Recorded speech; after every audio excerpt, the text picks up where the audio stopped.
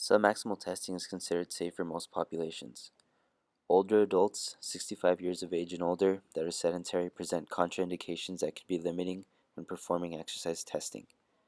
Maximal testing is expensive, requires specialized equipment, and presents the issue of having individuals perform to exhaustion. Two of the most commonly used submaximal tests to measure VO2 max in individuals are the jogging test and the Rockport walking test. The Rockport walk test is the safest assessment to use for older populations.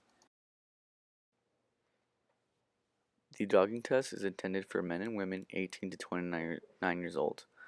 You want to establish a pace with a 2 to 3 minute warm up. Then, the individual will jog 1 mile at a comfortable pace without stopping. This is not a maximal test. The goal is not to run the mile as quickly as possible, but men do need to finish in at least 8 minutes, and women in at least 9 minutes. As soon as the test is done, you need to take the post-exercise heart rate. The Rockport walking test can be used for men and women between the ages of 20 and 69. Prior to testing, individuals should do a 5 to 10 minute warm-up. The goal of this test is to walk 1 mile as quickly as possible without running. Take post-exercise heart rate immediately after test. The equipment needed for the 1 mile jog test and the Rockport walking test are proper running attire, a 400-meter track, a heart rate monitor, which is optional, a pencil and paper, a stopwatch, and a scale. There are two locations where heart rate can be measured, in the radial artery and the carotid artery. The radial artery is located in the inferior part of the wrist, and the carotid artery is located in the lateral part of the neck.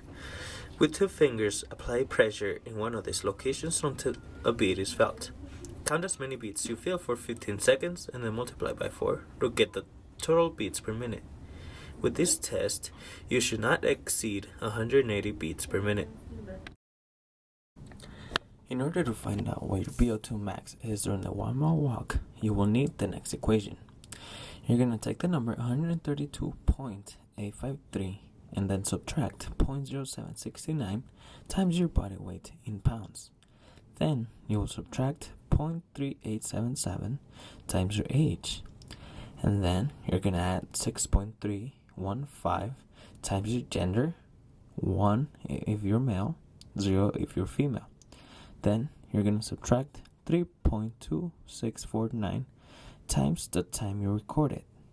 And then you're going to subtract 0.1565 times your beats per minute recorded.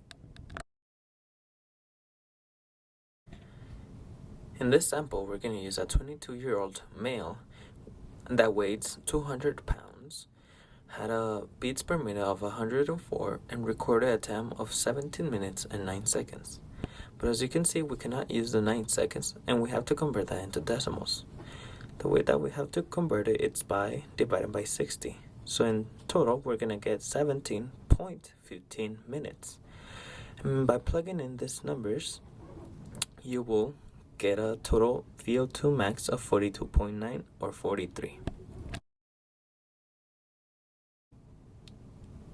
In order to find out what your VO2 max is during the 1 mile jog, you will need the next equation. You're going to take 100.5 and then subtract 0.1636 times your body weight in kilograms. Then you will subtract 1.438 times your time. And then you will subtract 0.128 times your heartbeat. And then you will add 8.344 times your gender. In this next sample, we're going to take a 91 kilogram male who recorded a time of 141 beats per minute and did the time in 8 minutes and 38 seconds. Remember that we have to convert into decimals, so we divide 38 by 60 and it gives us 0.63, so his time will be 8.63. And if we plug in the numbers, we'll end up with VO2 max or 54.